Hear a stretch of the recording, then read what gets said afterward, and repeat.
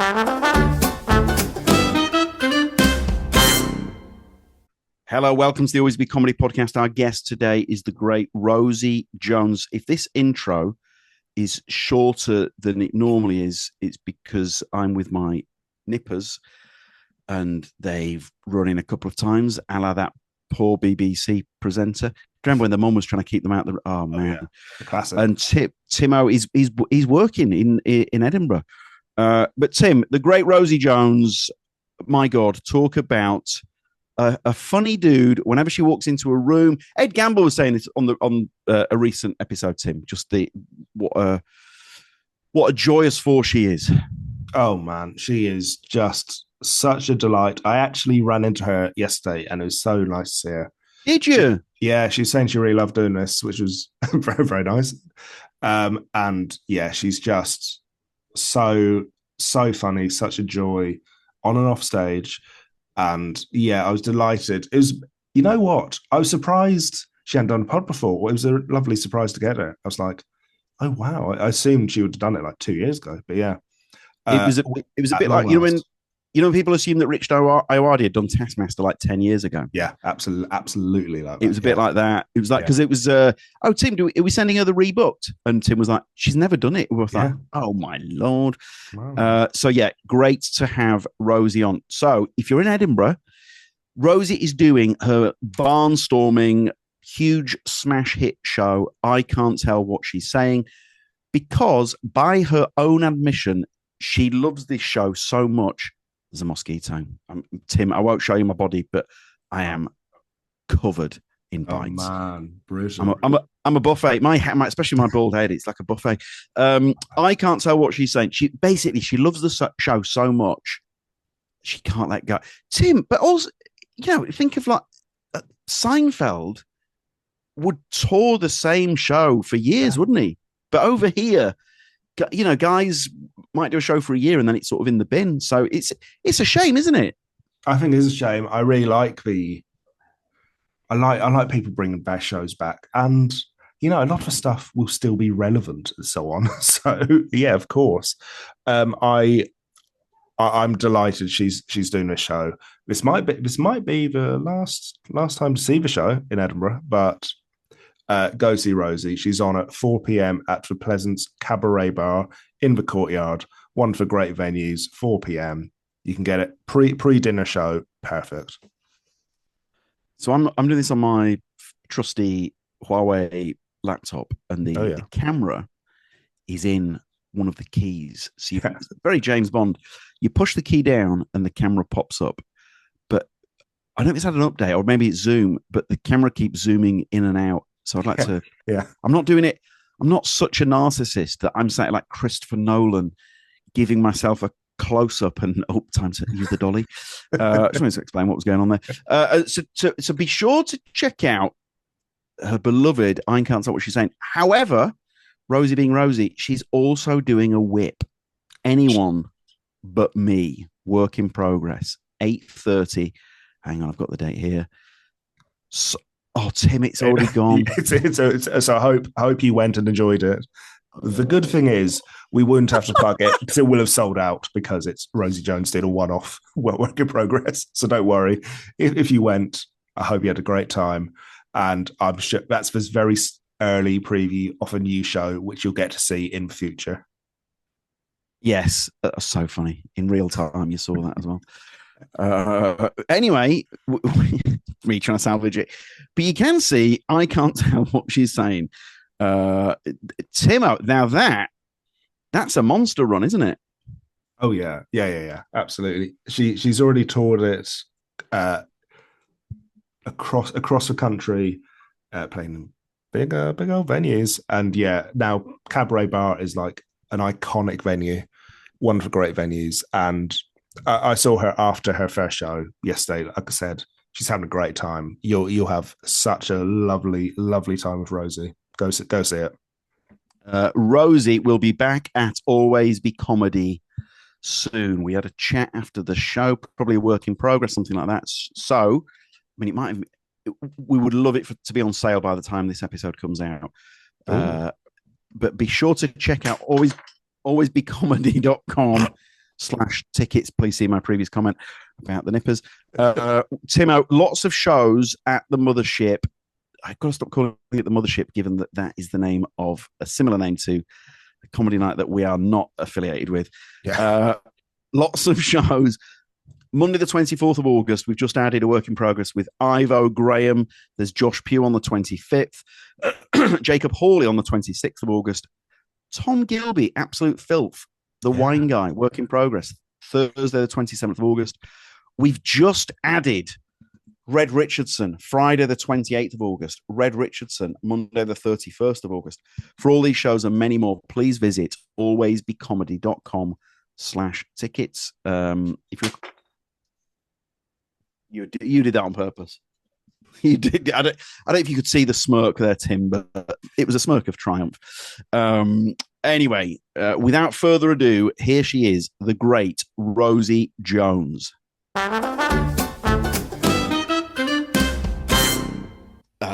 Welcome to Always Be Comedy Podcast. It's not like us. We've sort of jumped straight in, and it's on us because Rosie, I put this to you. I'm like Jeremy Paxman here. So at Edinburgh, you're doing. I can't tell what she's saying, and you are also doing a whip. Anyone but me. Is this correct? Yes. So my main show.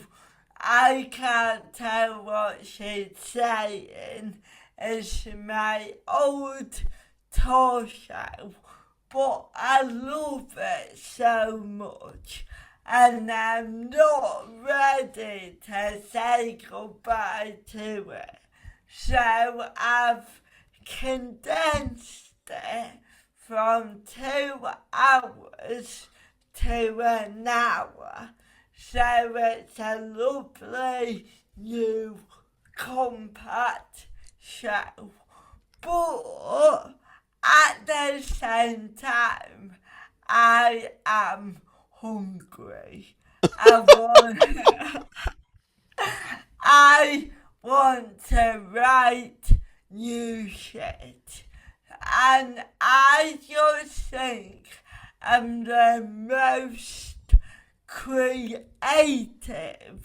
I ever am in Edinburgh, because I'm surrounded by people and watching shows all the time. So for one night only, I am doing a brand new. I'm only going up there with 5 key ideas, and I'm gonna see what comes from it. Now, how on earth do you cut your 2-hour opus down to an hour? You know, was it Harry Potter and the Cursed Child that they tried? It's 2 shows, and they tried to condense it, and everyone went, no thanks. So how do you? Because I imagine what's happened, Rosie. You've had to, like any great football manager, you've had to put some players on the bench that you did not want to. And you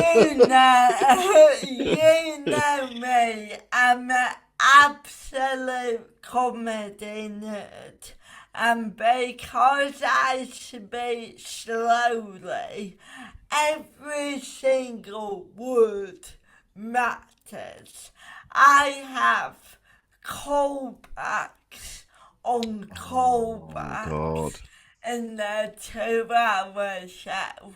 So it's been such a great exercise for me to go, right, what is this show about? What is the core idea? And anything that deviates slightly from that, I've had to put on the bench. But I've been doing previews recently, and I thought I absolutely nailed it. And I was mid-show, I was all on time. I got to the very end of my show, and I realised that my end punchline, how I go, and that's your show, folks. Bye-bye. I had not set that up, so the whole show was fucked. Oh, Rosie. So what? How on earth have you done it? Hang on, because there'll be people that want to see the show, and so it's important I ask this question for closure.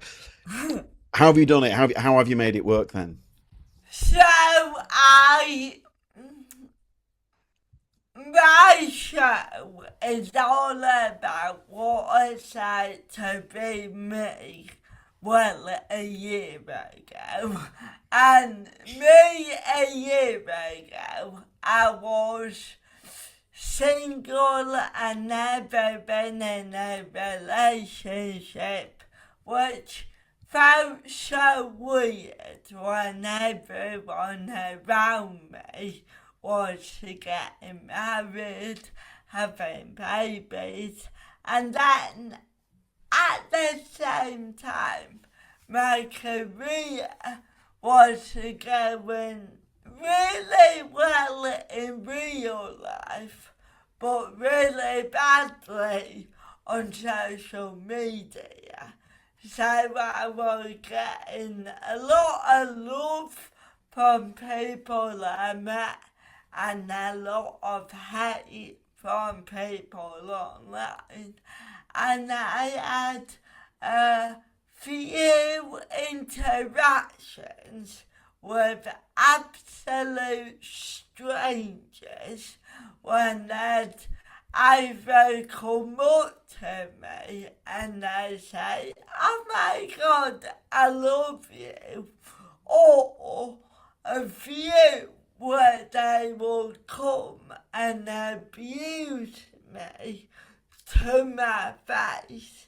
But then, and we'll get onto this later, I also had strangers come up to me, and because I was single, they were trying to crack onto me.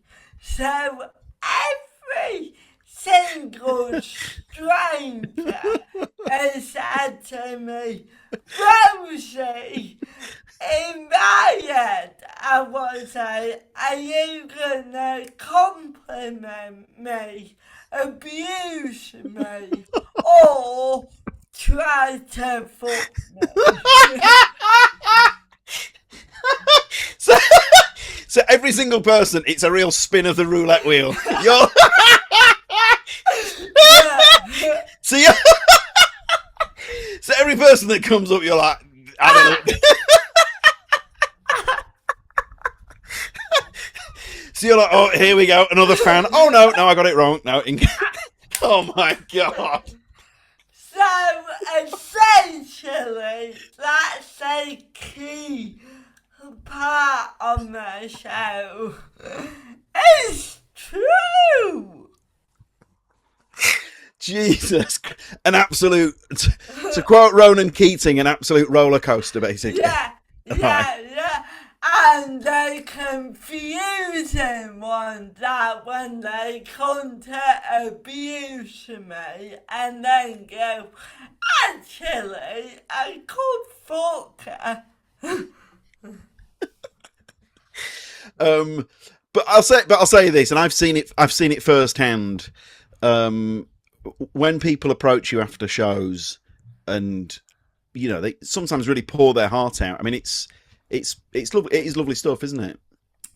It's really lovely stuff, and I talk about it in the show as well. I talk about how for me growing up, to be a comedian, you had to be a white, straight, non-disabled, fast-talking man. And I would absolutely love watching them, but I never saw a place for me in the comedy world, and it was only growing up that I thought, wait a minute, I and the disabled community deserve to see that representation in comedy. So, yeah, as you said, when someone comes up to me, disabled or not, and go, thank you, like, that was the representation I needed, or you made me feel seen, that means everything. My YouTube algorithm will show clips and what have you from panel shows. From the thing is, it's not that the thing that you're talking about there. It's not as far back as you think, is it? When it was the straight white male host and it's the straight white male panelists. Yeah. But it has. I mean, thankfully, it has changed a lot, hasn't it, in recent years? Yeah. But I mean, you would think, oh, well, when was this? The 90s? And you're like, no, it was. What do you reckon? 10 years ago, maybe even less. Yeah. Maybe less. Yeah. Maybe less. Like, I really like Mock the Week, but when you think about when it started with Frankie, with Russell, nobody could get a word in fucking edgeways. And actually, it was funny, but it was so stop-start. It was a, here's my joke, move on. Here's my joke, move on. Whereas when you started to get the Acaster, a gamble niche of Mock the Week, they all came up as friends.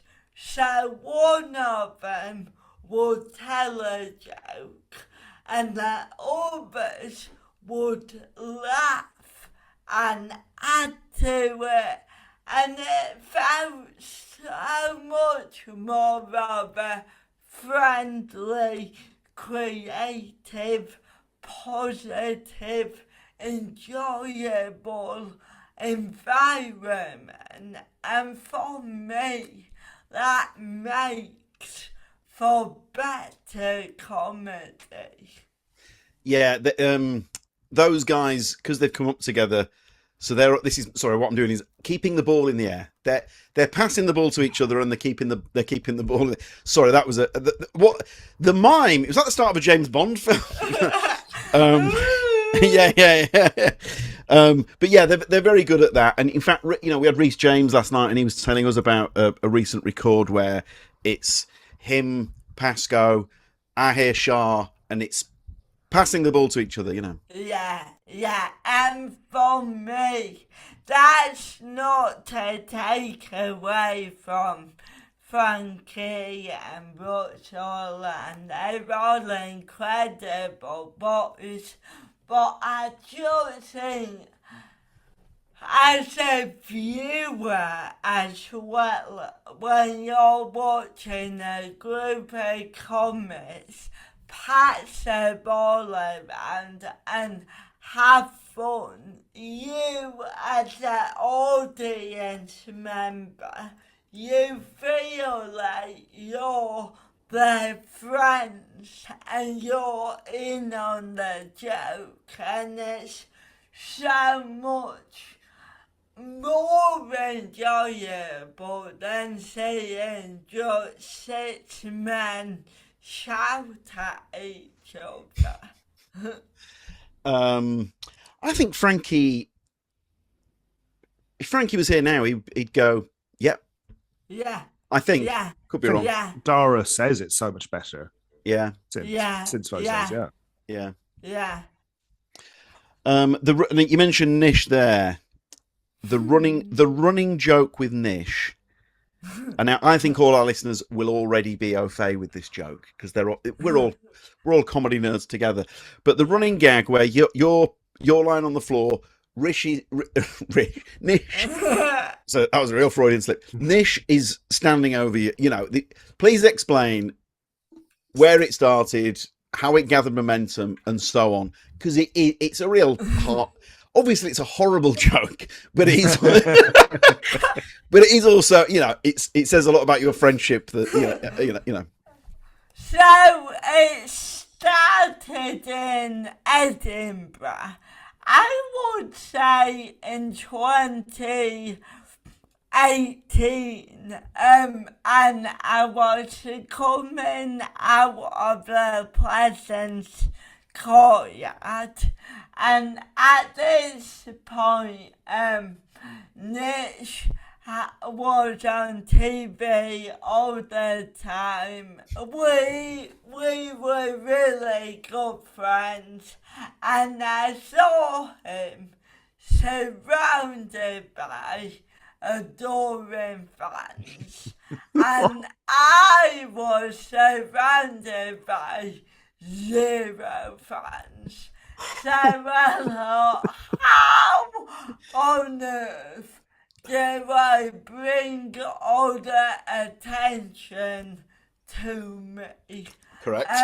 And as ever, yeah. And I threw myself on the floor very near to Nish, and I shouted, "Help, help, Nish Kumar from the telly has pushed down a disabled lady."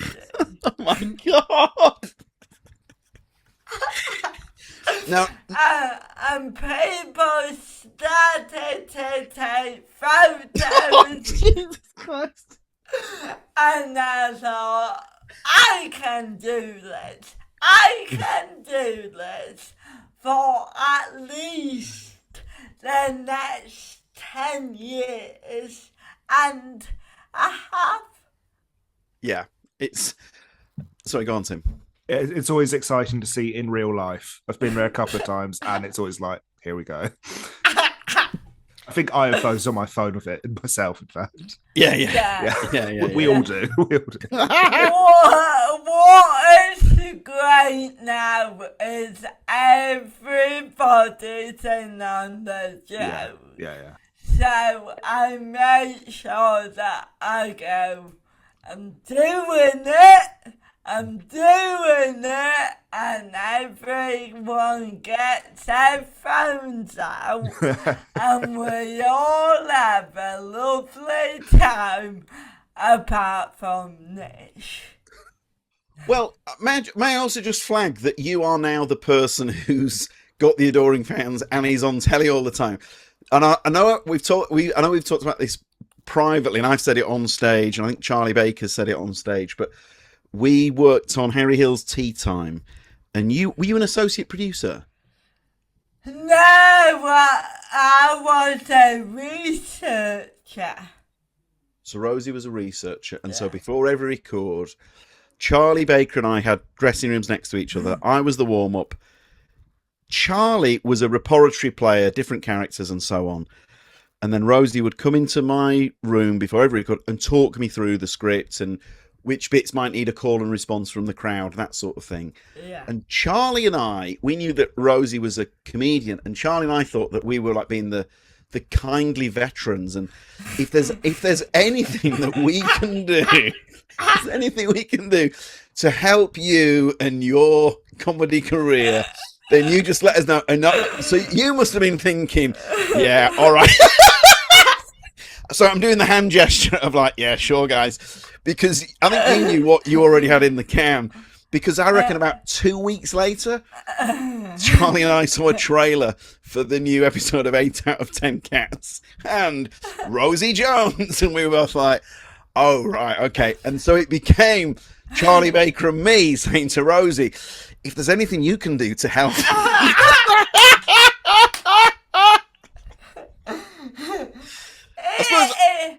It's so weird because I absolutely loved working in TV, and I just loved working with you and Charlie and getting to know you.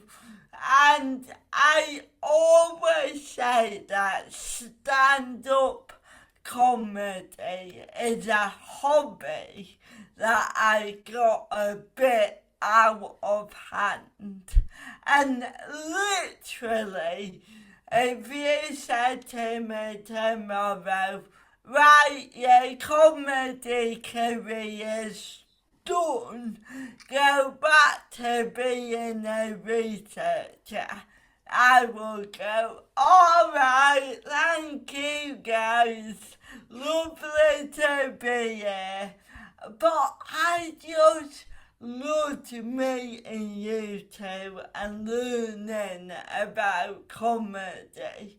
But yeah, I don't know, maybe it was working in TV. Maybe it was partly being disabled, so knowing that I had to have a lot of confidence in myself. Maybe it was knowing that I could, in theory, write jokes and be funny. But I remember the most arrogant thing I've ever said. It was years before Harry Hill. I think I was about 22 at the time. So about 5 years before I properly started comedy, we were at the pub and my friend said to me, Rosie, you're so funny. Be a stand-up, be a comedian. And I, without a shadow of irony, said to them, no, not yet. I will, but I'm not ready yet because I know that when I start, I'll be famous. And that'll be my career then. And I'm not ready to be famous and do that full time yet. And when I was ready, I started, and lo and behold, famous. Jeez, can you just give me the 6 lottery numbers for Saturday, please? The thing is, the way you told that was so matter of fact. So you sort of calmly, I once interviewed Denzel Washington. He tells a story back in the 70s. He's in a beautician's with his mum, and a woman looks at him and basically tells him, "You will be famous. You will." Blah blah blah blah blah. It was all she sort of like maps it all out for him. So you knew very matter of factly. It wasn't just that you knew. You believed. You sort of believed it in your core. This will happen for me, and I will break through. Yeah. And like I said, I think part of that was knowing that there was a real gap in comedy for disabled comedians that I back myself, that I could fill. I also know me. I know that I work so hard. So I can say all that, but then at the same time, when I did start comedy, I had a full-time job and I was still gigging 5-6 times a week. So I knew that when I put my mind to it, I would work so hard. So at no point was I like, right guys, I'm a comedian now, why am I not famous? Like, I put the work in, and again, like I said, I trusted that I could write strong, solid material that will not only appeal to disabled people to make them feel seen, but it would also appeal to non-disabled people who will go, oh, I didn't know anyone like Rosie before, but now I do. Lovely stuff. I also, the reason why I started laughing there is because there are lots of comedians who work really hard, right? And that breakthrough doesn't happen and so on. But one thing that you've got the riz, as the kids say, whether you like it, you do. But I was laughing. Do you remember when you did a work in progress and got a standing ovation? Yeah. How does that happen? Well, because that's when there's something more at play. When someone walks on stage and they've got that star quality, that's it's like a football cliche. Hey, you can't teach that. But I know that you were funny. You were funny from the off, weren't you? You're not, when you're at primary school, you're naturally quick and so on. As in, it was always going to happen, wasn't it? You and comedy.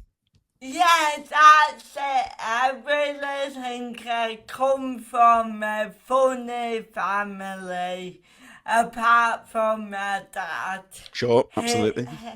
He does not have a funny bone in his body, but honestly, growing up, we would sit round the dining table, chatting, laughing for hours, and then when you add on to that the fact that I was entering a wood every day, being Rosie the disabled one, from a very young age, I realised that if I cracked a joke, I would not only take back a little bit control, but I would be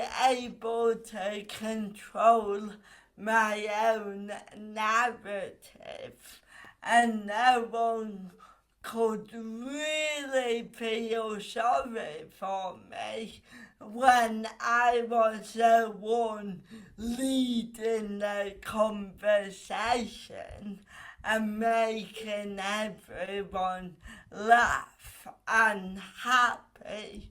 So yeah, that was another factor. The fact that when I started comedy, I already had this immense confidence of knowing that I could make people laugh. Now, right. So, Rosie, to anyone that doesn't yet have the ticket, so I can't tell what she's saying is the hour version of your treasured, beloved. You know, this.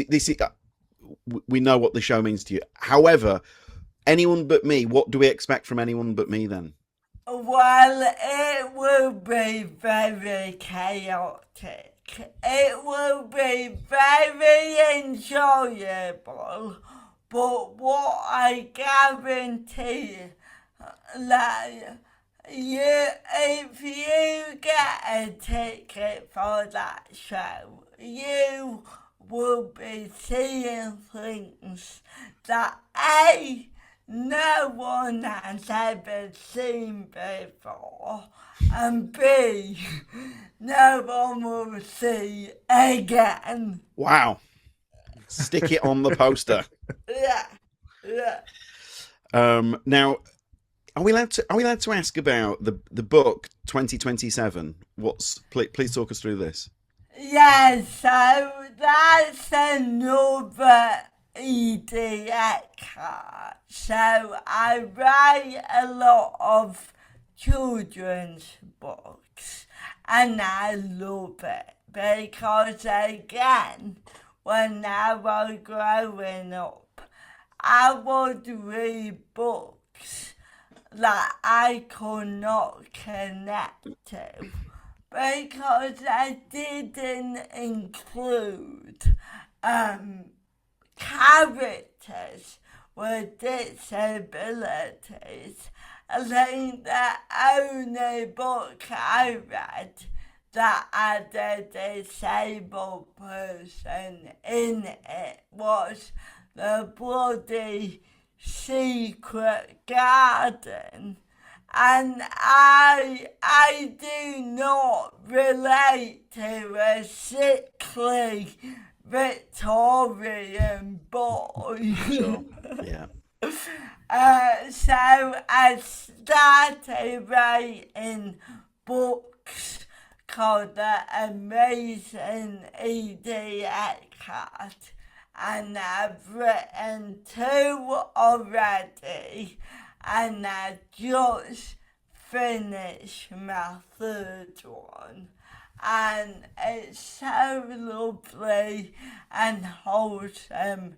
And my favourite thing is when I do Q&As with the children, because some of them ask the most amazing, beautiful, profound questions.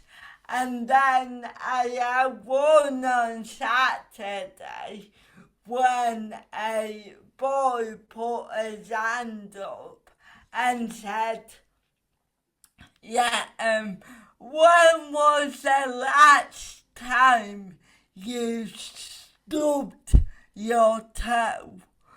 And I was like, incredible, and everyone burst out laughing apart from him because he was like, no, genuinely,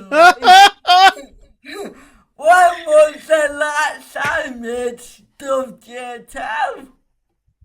He needed to know. Hang on, I am that boy now. When was the last time?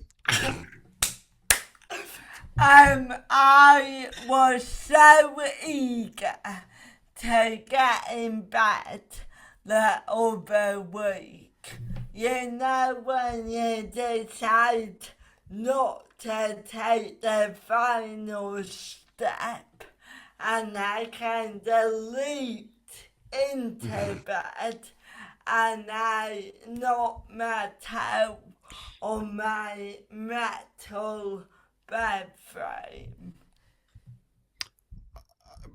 The boy and I are delighted that you've answered that. When was the last time you stubbed your toe? Mine was at the weekend. One of the nippers had left a toy out. Oh. Yeah. So it wasn't. It was akin to standing on a plug. It wasn't a plug, but it was something plug shaped, and it did smart. It's like the old, there's an old Wit Tank sketch on one of them. Have you ever seen it? One of them stands on a plug. No. I think it's online. I don't think it was just a live one. I think Mark Cooper Jones stands on a plug. It was great. So, Rosie, you are curating your dream fantasy gig. Do you have any pre-gig rituals? I don't, you know. I used to. You know that I used to start every gig with a beer. I would say to everyone, I'll have a lager. Any lager. I am not a fussy bugger, but I've tried to cut down on my drinking. So if I can grab a bag of Watsits on the way there, great stuff. That's all I need. Great. Do you think Watsits? I think are they underrated? I would say they're underrated. Yeah, I would say they're underrated. I think the crunchy Watsits are unbelievable. Yeah. I think they're top 3 for me. Watsits. Yeah. Are they number 1 for you two? Yeah. No, but they're very good. I don't know what number 1 is for me. Beef Monster Munch is my number 1. Beef. It's just No. they're great, but I have to eat them like at 11 o'clock at night. Otherwise, I can't talk to anyone after I've had them. So I'll just reek. They were a daily ritual for many years for me with Beef Monster Munch. Beef Monster Munch and a bottle of Lucozade was when I was covering Palace on the way into the office. Yeah. Bottle of OG Lucozade and a bag of Monster Munch. Oh, like original taste. Wow. You know the original, you know the Lucozade, the gloopy orange stuff. I'm going to put my neck on the line and say I'm not sure that was a healthy breakfast. Maybe. Hey, not. cancel me! I've said it. Okay, great. Who would open? No, hang on. Who would MC this dream gig? I've been thinking about this a lot, and I think my others are my heroes, and this one is my hero too. It's the first comedian I ever saw live. Yes, please. Dara. Oh, Dara. Nice. And you know what? This is my favourite story, and I don't think I've ever told this. But I was 16. It was at Bridlington Spa, and I went with my dad.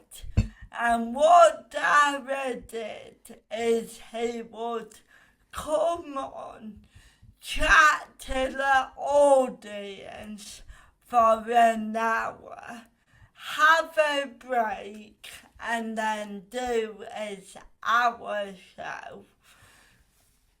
And Jesus Christ. Yeah. The hour of him chatting to the audience, I've never seen anything like it. Yeah. He managed to tie everyone together. He had a theme. He kept coming back to different people. It was a moment in my life when I realised that comedy is art. It's like music. It was perfect. And I thought about this gig for years. for decades, and when I started comedy, I would always beat myself up because I was never as good as Dara in that hour. And I met him a few times, but I never felt confident to tell him until about a year ago. I said to him, actually, you were the first person I saw live, and you did this amazing preamble. You won't remember it, but there were some crazy people in the audience, and one of them threw chickens out of a cannon. It was so crazy. And he said to me, Bridlington, 2007. No way. And I went, what? Yeah! How do you know that? And they went, Rosie, it was one of my best gigs ever. Like, no, everything worked out perfectly.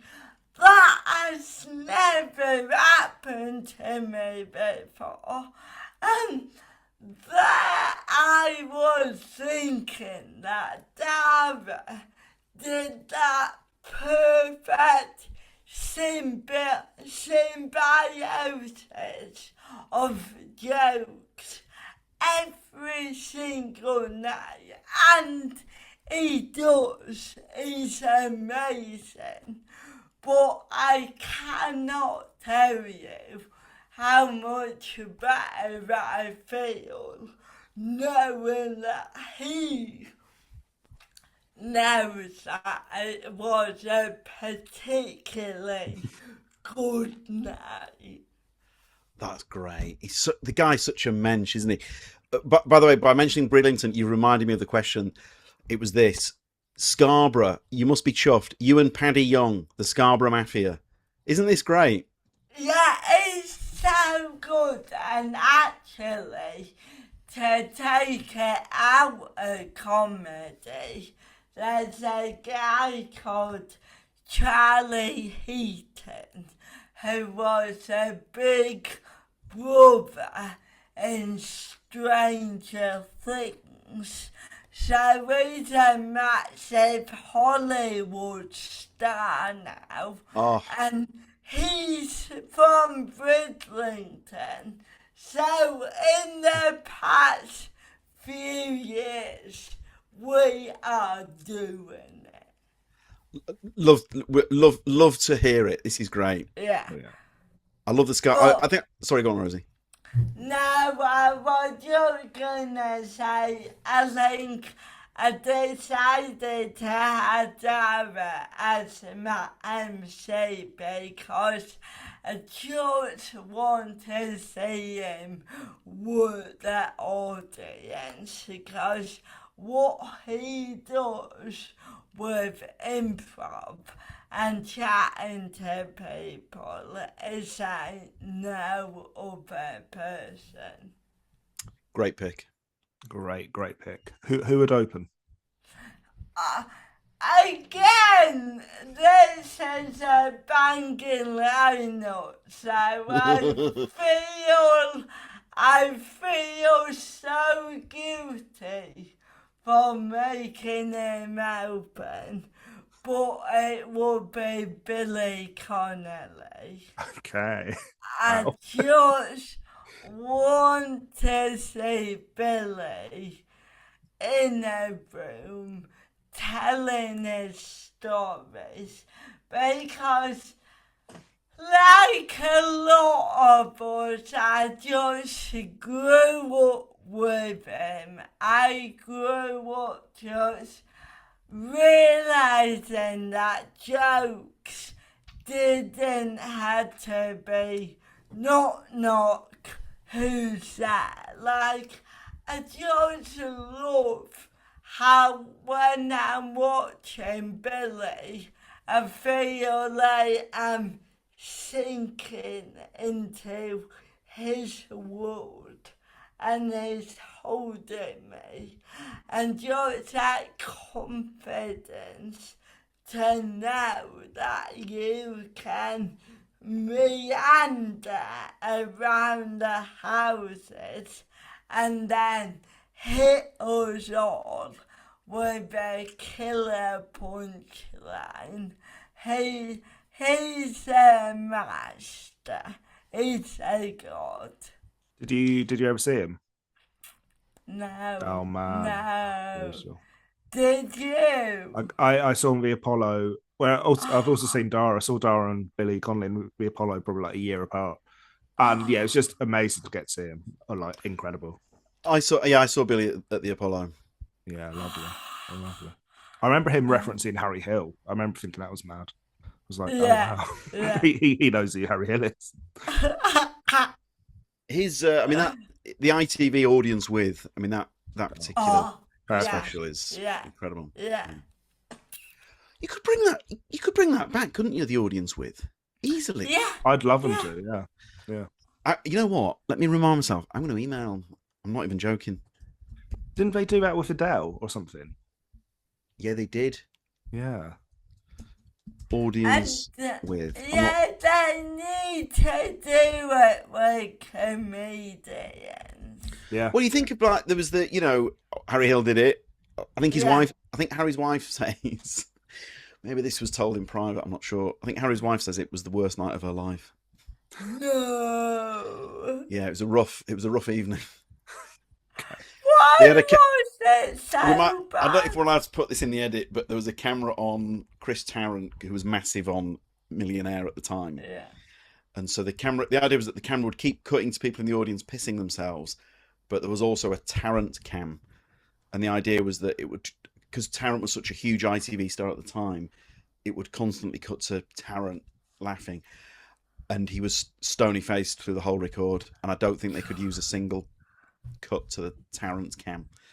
That is good. That's good intel. But Tim's face is saying, "Jim, I don't know if we can put. I'll ask Harry if we can put this Harry, in." Yeah. Yeah. God. Hang on. I better give us an edit option. So back then, you'd have it with Dame Edna, Billy Connolly, Victoria Wood. There's no. You could theoretically bring it back, couldn't you? Kenneth Williams. Yeah, come on, I'll do it. That's your first step. There's episode 1.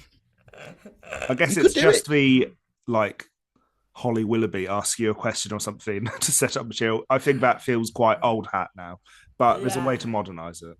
Yeah. Because it was packed with ITV stars, wasn't it? Yeah. Oh, I believe you had an incident at a swimming pool or something. And then they can go into that. Yeah. Yeah. I remember I think Wincy Willis, the then ITV weather woman on TVAM, I think she asks Billy Connolly a question. Right. Okay. That's so specifically mid-80s, isn't it? Yeah.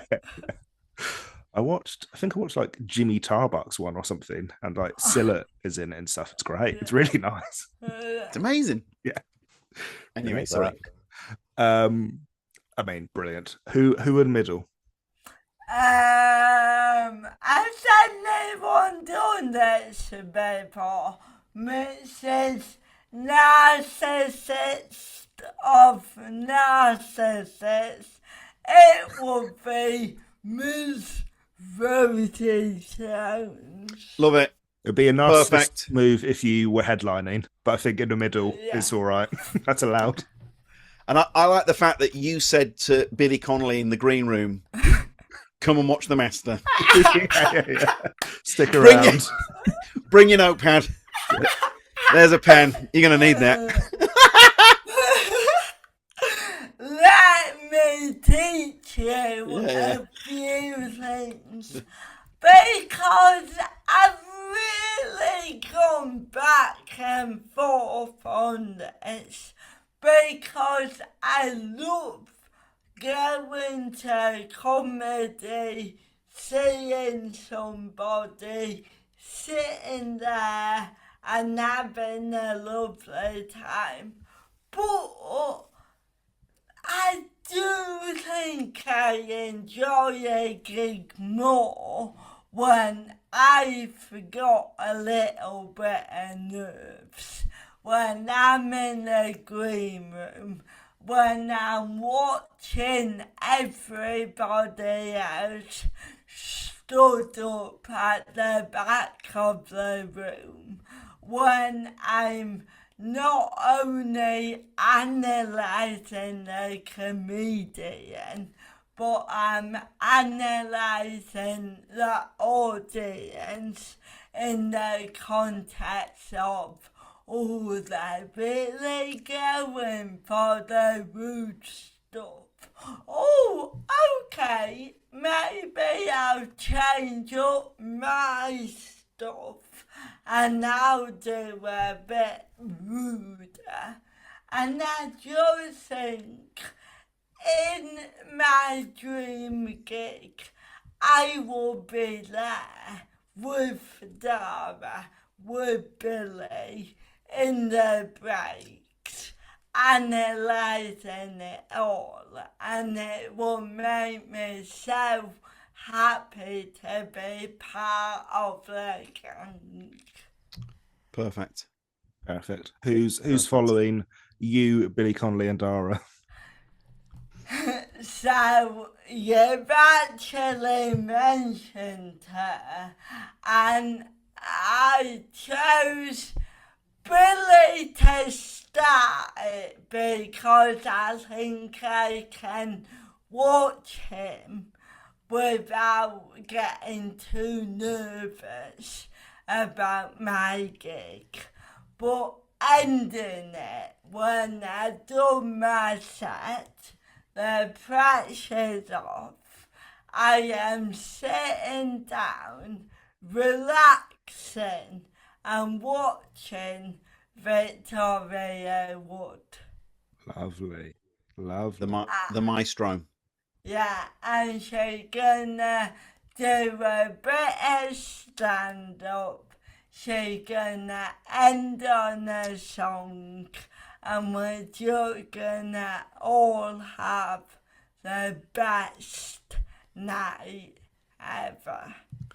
What's slightly tinged with sadness for me is that Victoria isn't still around to see how many times comedians of this generation pick her, because Tim and I did a podcast called Comedy Heroes, and we did one about Victoria Wood, and we watched documentaries, interviews and so on. And what sort of broke our heart was that we get the feeling Victoria felt she perhaps didn't get the credit she deserved while she was around. And I think she'd be chuffed that how highly she was regarded. Do you know what I mean by that? Do you ever pick that up with her? Yeah. Yeah, absolutely. And I don't think she was wrong in thinking that, because I think when she was coming up, she was the only woman. I bet she had to fight tooth and nail for a lot of the opportunities she got. So, yeah, I agree. I just think I wouldn't be doing what I'm doing right now without her, and I wish she was here to know that. Did you ever get to meet her? No. Because she went to see a few acts in Edinburgh over a period of time. So I just wondered if your paths had ever crossed. I'd never met her either. No, she died in 2016, and that's when I started comedy. Did you only start in 2016? Yeah. What you've achieved in those 10 years, Rosie, is just phenomenal. Rosie, that is amazing. Thank you. Yeah, it's been a very busy decade. Is there an incident that you would love to recreate at this gig? You know what? It's an incident that I don't think I dealt with very well. But I would love it to happen again because I think I'm more confident now that I could deal with it. Yeah. A few years ago, I got a heckler, and she was really enjoying heckling me. But she was a disabled person with a voice box. So that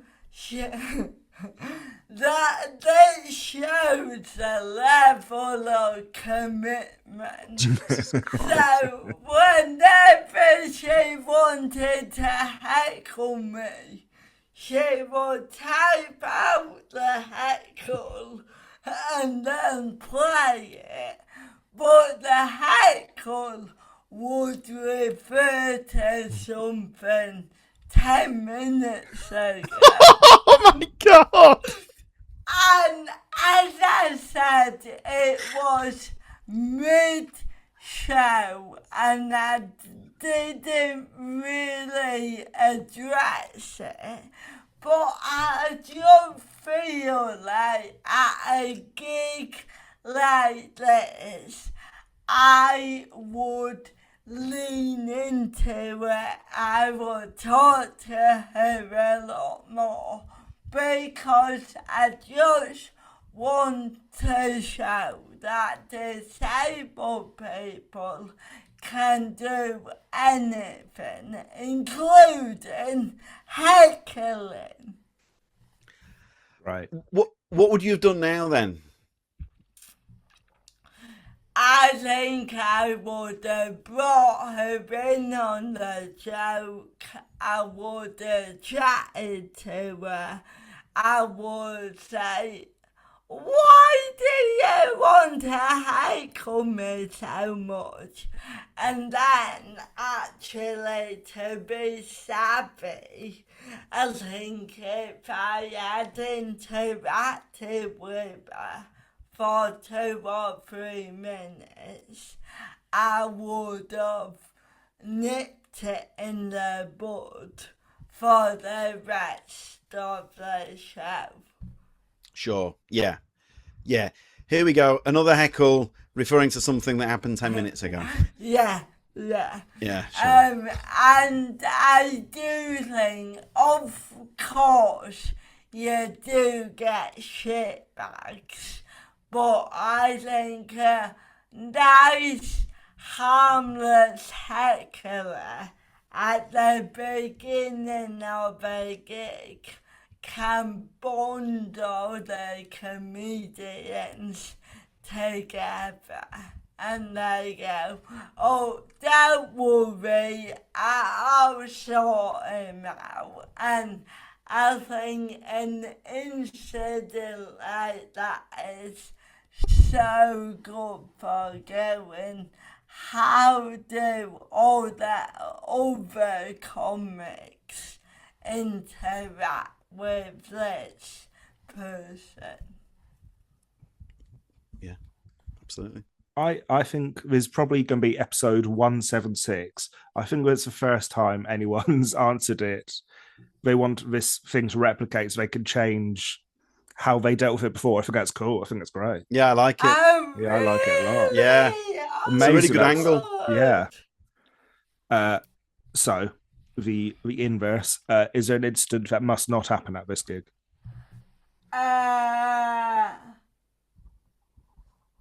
Oh, yeah. and I bet you get it all the time. I am banning stag do's.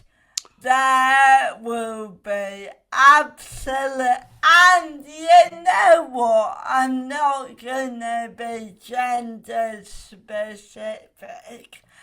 Stag do and hen do's, they're not coming. I just think when you get a bad stag or bad hen that go, woo, this night is all about me.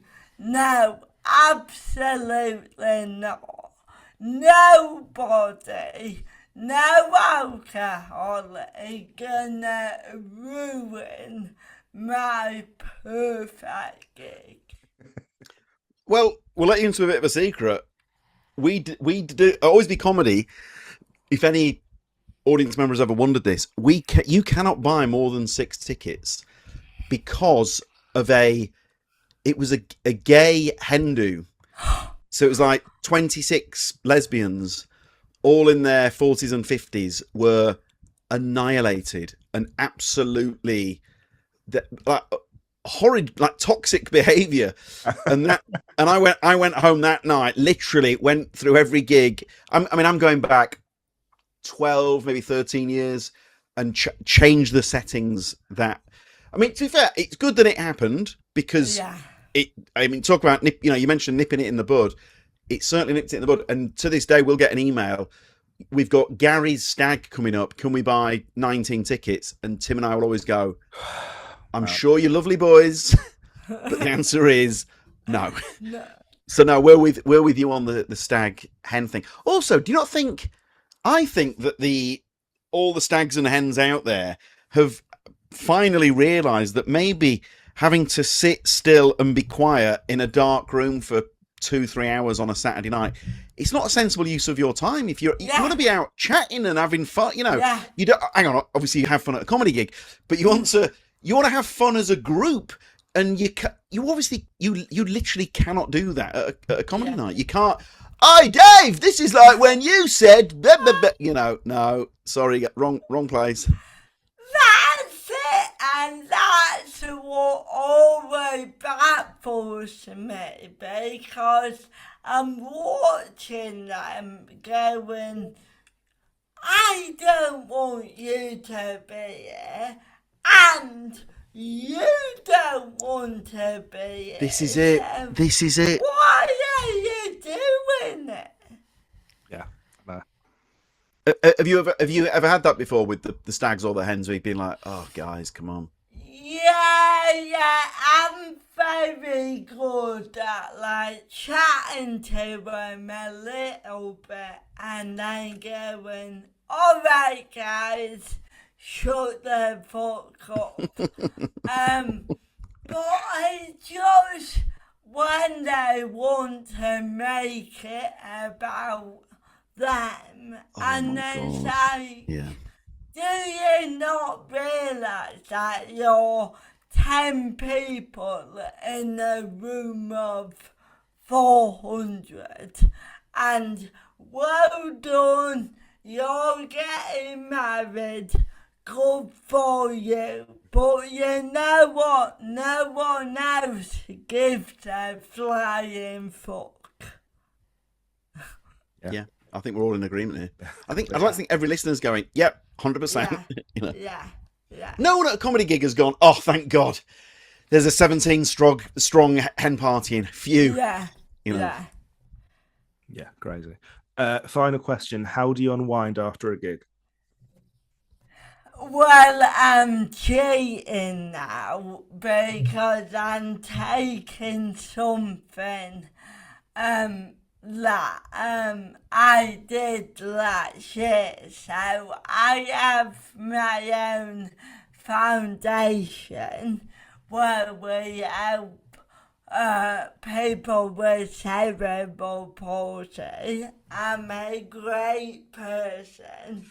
And we had a gala on at Soho Theatre, Walthamstow. And after the gala, we all went to the pub next door, and Ivo Graham DJ'd, and it was just the best post-gig after party ever. So I'm not sure if Billy, Dara and Victoria would enjoy it, but I would love to carry on the party. We'll bring Ivo down, because he'll be knocking about somewhere, and we're having a lovely drink, a lovely dance, and a lovely party. Can I just say, I think Dara would be there in a heartbeat. Dara would, yeah. Dara would be there in a heartbeat. Yeah. Dara would he'd be nudging Ivo off the decks. Yeah. Before you go, just say a bit about the relationship with Ivo. That's such a special thing that the two of you've got there, isn't it, with the marathons and so on? That's it. So Ivo is an amazing, chaotic human being, and his mum has MS. So he raises a lot of money for the MS Society. And a few years ago, he came up with the idea to run the marathon, pushing me in a chair. And I absolutely love it, because I get to do the marathon, I get to get the medals without any of the actual fucking work. It's amazing. And I now raise money for my foundation. So I'm just doing this lovely thing with my friend, but at the same time we're raising money for people with MS and people with cerebral palsy, and we try to do at least one marathon a year. So we've done London, Leeds and Manchester, and we're currently working out what to do next year. Right. So it's rosiejonesfoundation.com. Yeah. Amazing.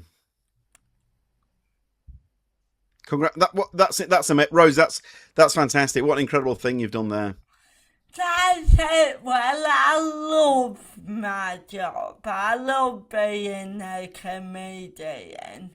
But I got to the point where I really wanted to do something more. I wanted to do something bigger than me. I wanted to make a positive difference to people's lives, and we focus a lot on mental health, and we help people with CP meet therapists and counsellors with the same disability as them.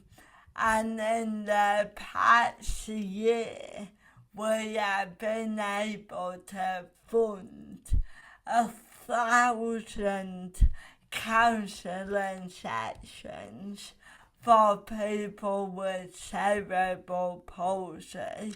So to know that even in that short space of time, we are making a key difference. It's all I've ever wanted. Rosie, thank you so much. That was a banger. It really was. So thanks a lot, Rosie. Thank you so much. I love you too, boys.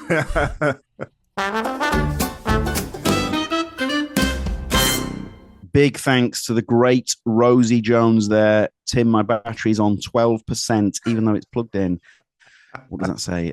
Anyway, doesn't matter. Timo, my favourite Rosie memory, it has to be when we first met on Harry Hill's Tea Time, and then subsequently seeing her become one of the biggest comedy stars of her generation. So that's a really easy favourite memory. She would sit in my dressing room, talking me through the show, and it was proper laugh time. It was great. So funny. Yeah. That's great. That's a really lovely one. I don't know. This is such recency bias. It's just, I love the Fringe for just bumping into people all the time. I've bumped into Rosie many times over the years, but like yesterday, it was just a lovely time. So obviously, there probably is a better memory somewhere, but I'm going to say bumped into her yesterday after her first show. Look, you meet people after their first Fringe show sometimes, and they're a bit shaken. They're like, oh God.